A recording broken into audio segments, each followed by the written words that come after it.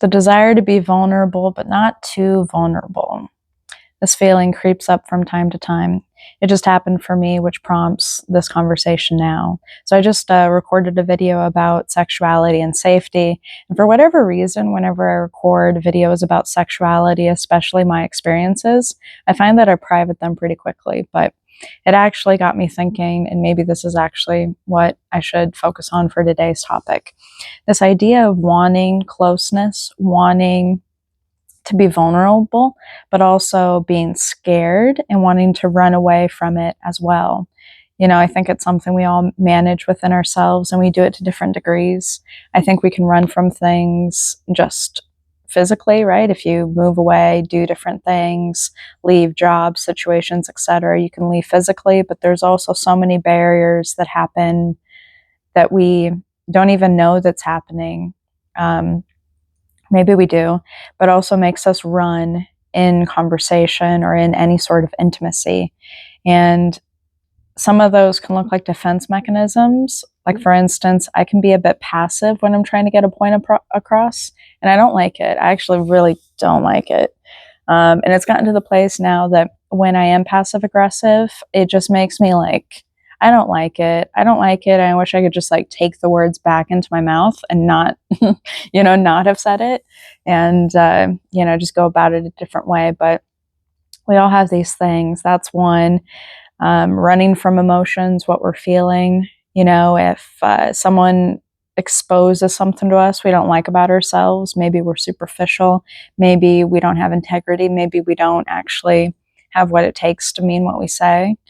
That's hard to look at. And sometimes it's easier to just push away or get rid of those external things that are showing us things about us that we don't like, And we do this consciously, barely. Most of it's, unconsciously. Well, not unconscious, but subconsciously, We villainize another. We're like, okay, this is more about them than it is about us, and that makes us feel good, makes us feel safe, makes it mean we don't have anything we need to look at within ourselves. But normally, whatever dynamic we're in, there's something to learn for us, and we're very lucky in a sense whenever we get those moments that we want to run, that we want to cower, that we want to hide.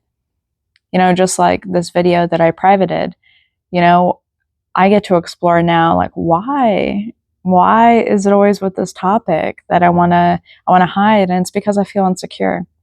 I feel insecure about the topic that I was talking about, and I didn't really have anything definitive.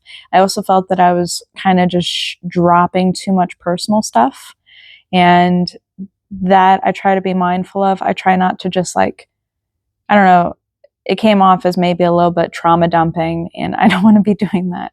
I'm trying to find a balance with these videos, for instance, that I'm sharing intimate things, but I'm not looking for therapy or looking really to be heard or seen.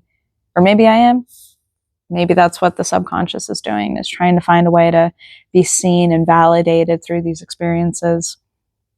But the story that I'm consciously saying is I'm being vulnerable. And when I do these videos, I get to work through topics that I wouldn't otherwise have the space to.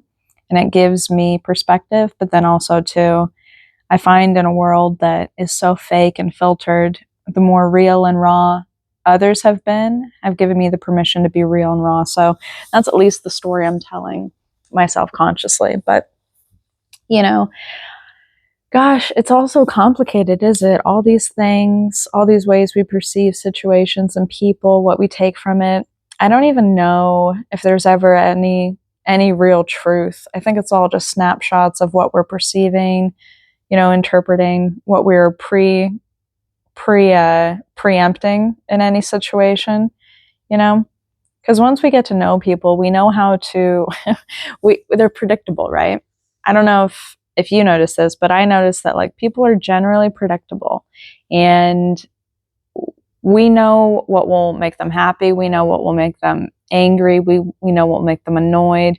We know all these things. And sometimes the mind can be a bit insidious, and we set up scenarios and situations, not intentionally, but sometimes you look back and you're like, why did I say that? Or why, you know, why did I react that way? Why did I, do that? And it's all just more feedback to show us all of these areas. But I'm getting kind of off topic here. Mostly, I just find it fascinating these spots within us that we can't hold and love, that we need to run from. I was shown a spot today, and I think those are very interesting, right? Those are kind of showing me where I need to love myself more and give a little bit more compassion, because there's nothing to run from. It's all just part of the human experience, whatever's happening, whatever's unfolding. But my very insecurity with whatever it is makes it to where it's something I want to run from, or something I want to try to analyze and control, where it's really just not like that at all. Or it shouldn't be. I shouldn't try to do that, but I'm doing that because I'm insecure. So it's all just quite a journey. I didn't expect to do a video on this today, but I'm glad things happened the way they did, so I did. Yeah, let me know if you find any resonance, and I'll see you on the next one. Have a good one. Bye.